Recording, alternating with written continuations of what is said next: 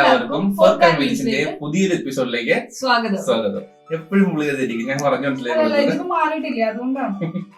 Okay, ഞങ്ങൾ വ്യത്യസ്തമായ ഒരു ഫുഡുമായിട്ടാണ് നിങ്ങളുടെ മുമ്പിലേക്ക് എത്തിയിരിക്കുന്നത്. അതെന്താണ് ഫുഡ് എന്നും പുതിയ വ്യത്യസ്തമായ കിച്ചണാണ് ഞങ്ങൾ ഇൻട്രോഡ്യൂസ് ചെയ്യുന്നത്. അതെല്ലാം ദിയ പറഞ്ഞുതരും. ഓക്കെ, നമ്മൾ ഇന്ന് പുതിയൊരു കിച്ചണാണ് കാണിക്കുന്നത്. അത് മാത്രമല്ല, ഇന്നത്തെ സ്പെഷ്യൽ ഐറ്റം എന്ന് പറഞ്ഞാൽ അയില വെച്ചിട്ടുള്ള ഒരു കട്ട്ലേറ്റ് ആണ്.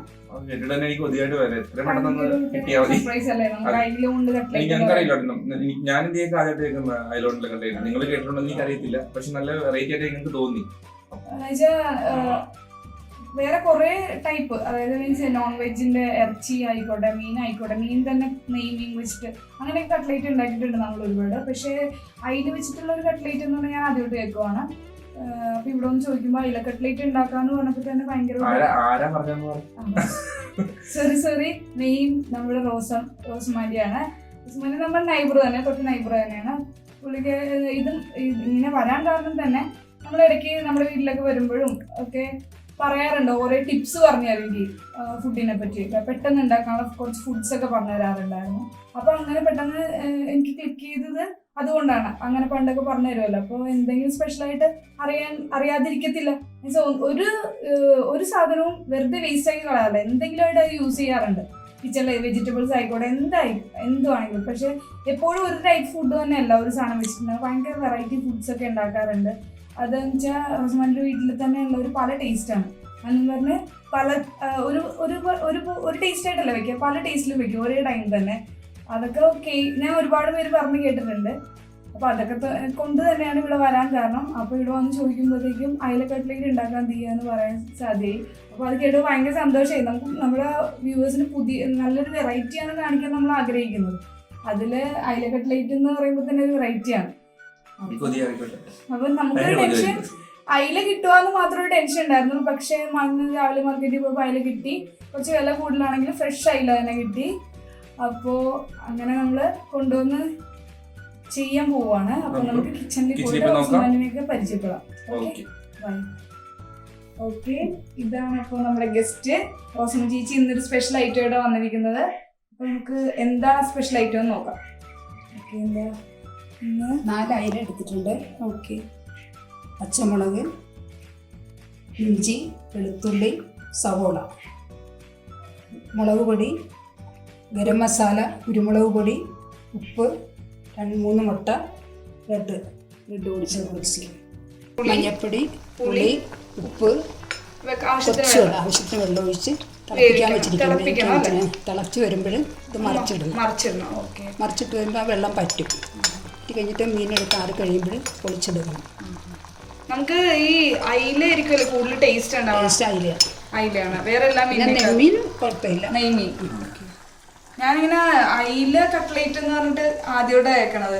നെയ്മീൻ കട്ട്ലേറ്റ് എന്നൊക്കെ നമ്മൾ കേട്ടിട്ടുണ്ടല്ലോ. അയില ഇച്ചിരി ടേസ്റ്റ് ആയില്ല. ഓക്കെ, അപ്പൊ അയിലൊക്കെ വെള്ളം പറ്റി വരുന്നുണ്ട്. ഇത് മറിച്ചിട്ടിട്ടുണ്ട്. ഇനി നമുക്ക് ഇറക്കി വെക്കണം. ഓക്കെ, ആവശ്യത്തിന് കറിവേപ്പിലയും കൂടി വേണം. കറിവേപ്പില നമ്മൾ പറയാൻ മിസ്സായി പോയി. ഓക്കെ, കറിവേപ്പില എടുത്ത് വെച്ചിട്ടുണ്ട്. അപ്പോൾ നമ്മൾ അയില ആറാൻ വെച്ചിരിക്കുവാണ്. അയില ആറി കഴിഞ്ഞിട്ട് ആ മുള്ളൊക്കെ കളഞ്ഞ് ഫുൾ ക്ലീനായിട്ട് നമ്മൾ മാംസം മാത്രമായിട്ട് എടുക്കണം. ആ സമയത്ത് അയില ആറാൻ ടൈം എടുക്കുമല്ലോ, അപ്പോൾ ആ ടൈമിൽ നമുക്ക് മസാലയൊക്കെ മൂപ്പിക്കാം. ഓക്കെ, ഇഞ്ചിയിട്ട് ഒരു കഷ്ണം ഇഞ്ചിയാണ് നമ്മളിവിടെ എടുത്തിരിക്കുന്നത്. പിന്നെ വേണ്ടത് വെളുത്തുള്ളി, 5 വെളുത്തുള്ളി, 5 വെളുത്തുള്ളിയുടെ അല്ലിയാണ് എടുത്തിരിക്കുന്നത്. ഓക്കെ, പച്ചമുളക്, 4 പച്ചമുളക്, 4 പച്ചമുളക്,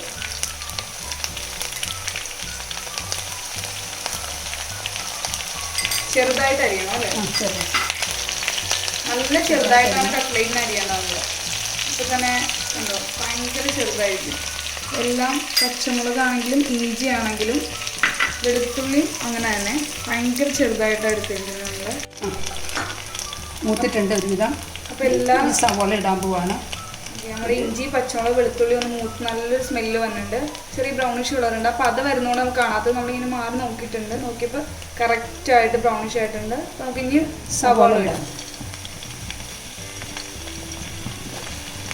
സവാള നമ്മൾ 2 വലിയ സവാള എടുത്തിരിക്കുന്നത്. ഒരു മീഡിയം ടൈപ്പ് സവാള എടുത്തിരിക്കുന്നത്. ഇതെല്ലാം കൂടി ഒന്ന് ബ്രൗൺ കളർ ഉപ്പിട്ട് കൊടുക്കാം. ശകലം ഉപ്പിടാം. നമുക്ക് ഉള്ളി ഒന്ന് പെട്ടെന്ന് ബ്രൗണിഷ് ആവാൻ വേണ്ടി കുറച്ച് ഉപ്പിട്ട് കൊടുക്കുന്നത് നല്ലതായിരിക്കുമല്ലോ. അപ്പോൾ ഇത്തിരി ഉപ്പൂടി ഇട്ടിട്ടുണ്ട്. അത് നോക്കി വേണം ഇടാൻ. ഓൾറെഡി നമ്മൾ അതിലേക്ക് ഉപ്പിട്ടിട്ടുണ്ട്. അപ്പോൾ അതുകൊണ്ട് നോക്കിയിട്ട് വേണം ഉപ്പിടാൻ. കിഴങ്ങിടാനുണ്ടല്ലോ. കിഴങ്ങിടാനുണ്ടല്ലോ. കിഴങ്ങ് ഓൾറെഡി നമ്മൾ കട്ട്ലേറ്റിന് കിഴങ്ങും കൂടി യൂസ് ചെയ്യുന്നുണ്ട്. അപ്പോൾ കരിവേപ്പില കരിവേപ്പില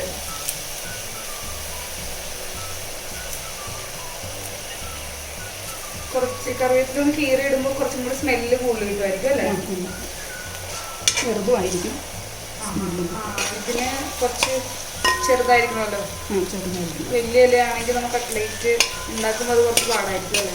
അവിടെ ഇങ്ങനെ ഇതായിട്ട്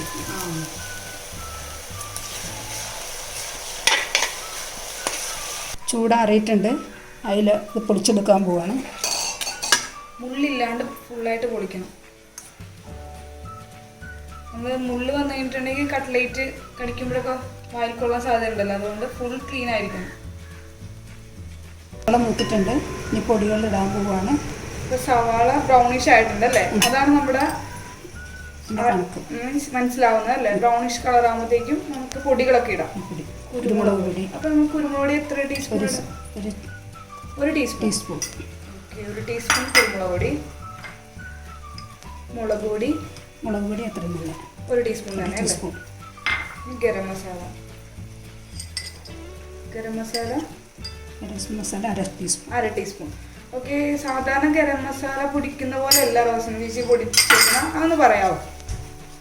ഞാൻ ഇത് കുരുമുളകും പെരിഞ്ഞീരകം സെപ്പറേറ്റ് പിടിച്ചു വെച്ചിട്ട് ഗരം മസാല, പട്ട, ഗ്രാമ്പു, ഏലക്ക ഇത് 3 കൂടെ 5 വീതം എടുത്താണ് പൊടിക്കണത്. ഇത് 5 ഗ്രാമ്പു, 5 ഏലക്ക, പിന്നെ ഇത്രയും നീളത്തിൽ 1 കഷ്ണം പട്ട.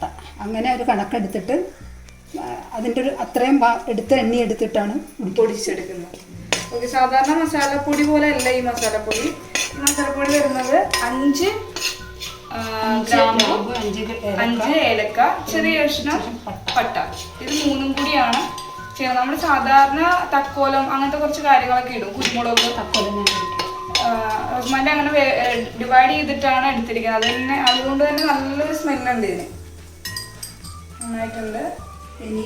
ഞാൻ ഈ റിപ്പീറ്റ് ഇത് പറയണത് എന്താണെന്ന് വെച്ചാൽ റോസ്മാരിക്ക് സൗണ്ട് കുറച്ച് കുറവാണ്. അതുകൊണ്ടാണ് എന്നോട് പറഞ്ഞതെന്ന് റിപ്പീറ്റ് ചെയ്യണം. ഞാൻ പറയണത് കുറച്ച് പതുക്കെ പറയത്തുള്ളൂ. അതുകൊണ്ടാണ് ഞാൻ ഇങ്ങനെ റിപ്പീറ്റ് ചെയ്ത് പറയണത്. ഇനി മീൻ ഇടാൻ പോവാണ്. അതിൽ ഒളിച്ചു വെച്ചിട്ടുണ്ട്. അപ്പോൾ നമ്മൾ മുള്ളില്ലാതെ ഫുൾ ക്ലീൻ ചെയ്ത് വെച്ചിരിക്കുവാണ്. ആ മീൻ നമുക്ക് ആ മസാലക്കൂട്ടിലേക്ക് ഇടാം.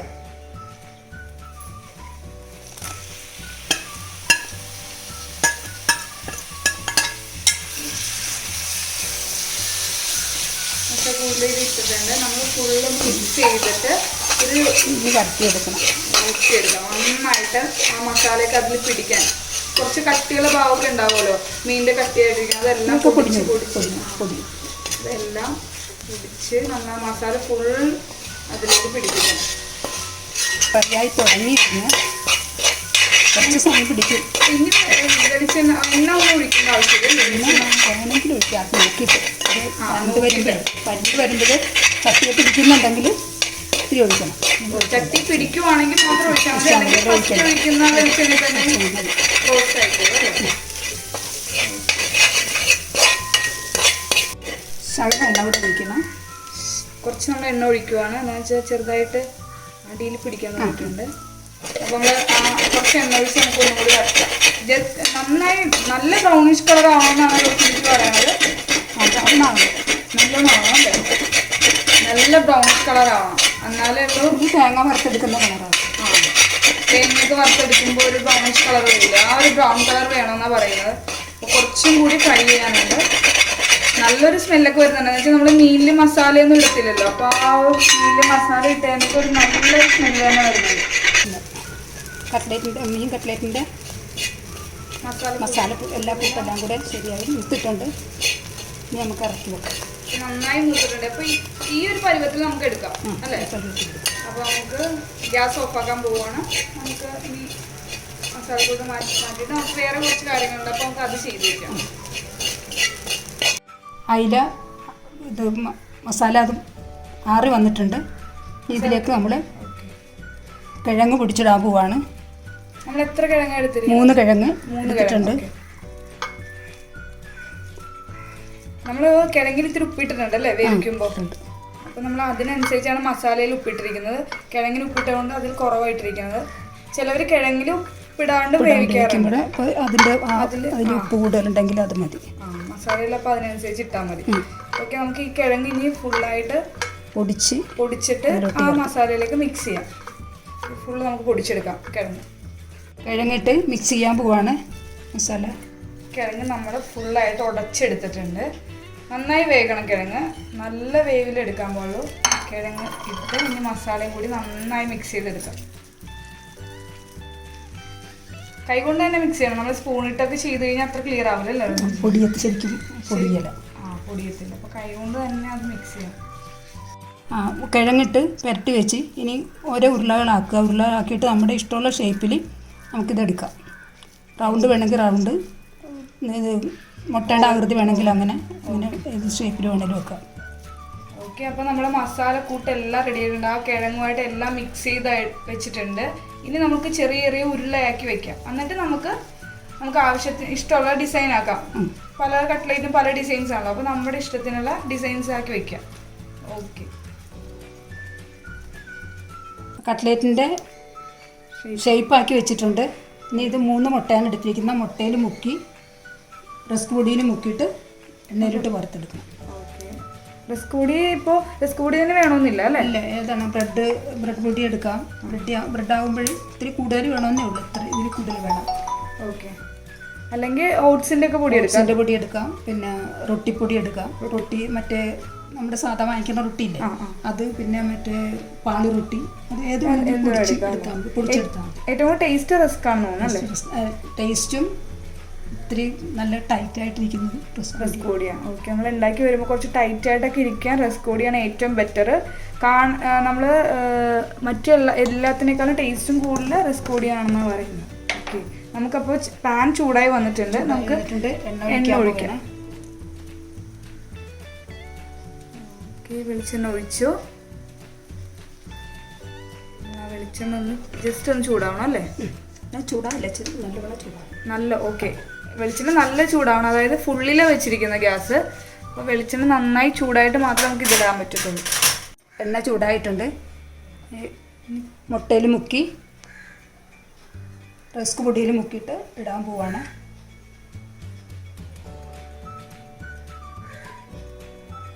നന്നായിട്ട് റസ്ക് പൊടിയിൽ ഫുള്ളായിട്ട് അതിൽ ഫില്ല് ചെയ്യണം. അതുപോലെ തന്നെ മുട്ട അങ്ങനെ തന്നെ മൊത്തത്തിലൊന്ന് മുക്കിയെടുക്കണം. മുക്കി റസ്ക് പൊടിയിൽ നന്നായി മുക്കണം.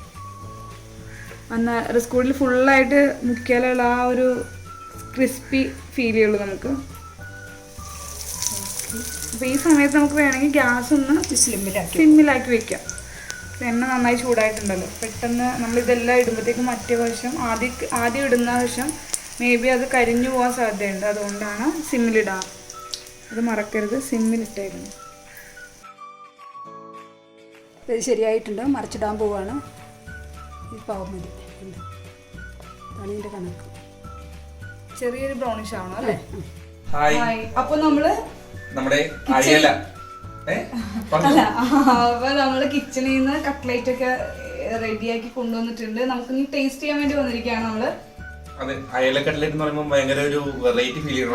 കാരണം ഇതുവരെ കഴിച്ചിട്ടില്ല, കഴിച്ചിട്ടില്ല, ആരും കഴിച്ചിട്ടില്ല. അതെ, നമ്മളിവിടെ വന്നിട്ട് ചോദിക്കുമ്പോ എന്ത് നമുക്ക് ഉണ്ടാക്കാന്ന്, വെറൈറ്റി ആയിട്ട് എന്ത് ഉണ്ടാക്കാന്ന് ചോദിച്ചപ്പോ റോസമാൻറ്റി ആദ്യം തന്നെ പറഞ്ഞത് അയില കട്ട്ലേറ്റ് ഉണ്ടാക്കാൻ തീരെ നല്ല ടേസ്റ്റ് ആണ്. അപ്പോൾ ഒരു വെറൈറ്റി. അപ്പോൾ അത് കേൾക്കുമ്പോൾ തന്നെ അയില കട്ട്ലേറ്റ്, അതെ, അത് എന്താ എങ്ങനെ ഉണ്ടാവും, ടേസ്റ്റ് ഉണ്ടാവോ എന്നൊക്കെ ചോദിച്ചപ്പോൾ സൂപ്പറാണ്. ബീഫാണെങ്കിലും ചിക്കനാണ്, എന്ത് വെജ് കട്ട്ലേറ്റിനും എല്ലാത്തിനേക്കാളും ഏറ്റവും ടേസ്റ്റ് അയില കട്ട്ലേറ്റ് ആണ്. അത് ഈ മീനിൽ വെച്ച് നോക്കണം. മീനിൽ വേറെ ഏത് മീൻ എടുത്താലും അയിലയുടെ ടേസ്റ്റ് ഇതാണെന്നാ പറഞ്ഞ.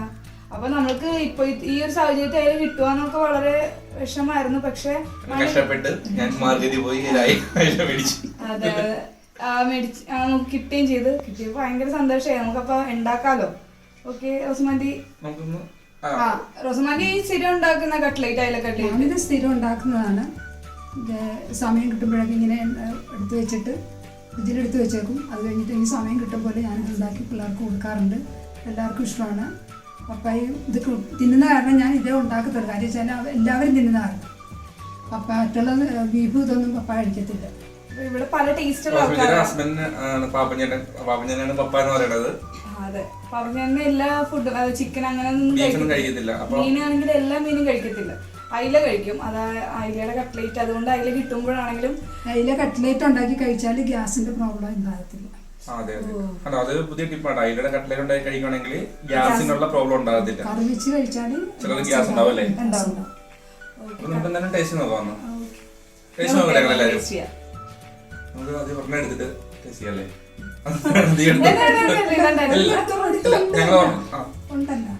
ടേസ്റ്റ് പോലെ കട്ട്ലേറ്റ് ഉണ്ടോ? മുരിഞ്ഞിരിക്കുന്നത് നന്നായിട്ട്. കഴിയട്ടെ? നല്ല സ്മെല്ല്. ആ ഫിഷിന്റെ ഒരു സ്മെല്ല് പോലും ഇല്ല. ഫിഷാണെന്ന് തോന്നത്തില്ലല്ലേ നമുക്ക്. നല്ല ടേസ്റ്റ് ഉണ്ട്. അതിന്റെ മീറ്റ് മസാല ഒക്കെ ഇട്ടിട്ടുണ്ടല്ലോ, മസാലപ്പൊടി ഇട്ടതുകൊണ്ട് നല്ല ആ ഒരു ഫ്ലേവറും. ഞാൻ ഓർത്താ ചിലപ്പം ഫിഷിന്റെ എന്തെങ്കിലും ടേസ്റ്റ് സ്മെല്ല് എന്തെങ്കിലും വരുമോ? സ്മെല്ലില്ല, നല്ല നല്ല അടിപൊളിയായിട്ടുണ്ട്. അപ്പൊ ഇതൊക്കെ ചെയ്തത് നമുക്ക് വ്യൂവേഴ്സിന്റെ പേരിലും അതെല്ലാവരുടെയും പേരിൽ ഒരു വലിയൊരു താങ്ക്സ് പറയാണ്. തുടർന്ന് നമ്മുടെ എപ്പിസോഡില് റോസമേച്ചി പങ്കെടുക്കുന്നതാണ് അല്ലേ? ഓരോ വെറൈറ്റി ഒക്കെ ആയിട്ട് വരുന്നതാണ്. അതുപോലെ തന്നെ നമ്മുടെ ചാനല് സബ്സ്ക്രൈബ് ചെയ്യണം. അതുപോലെ തന്നെ ബെല്ലൈക്കണം ക്ലിക്ക് ചെയ്യാൻ മറക്കരുത്.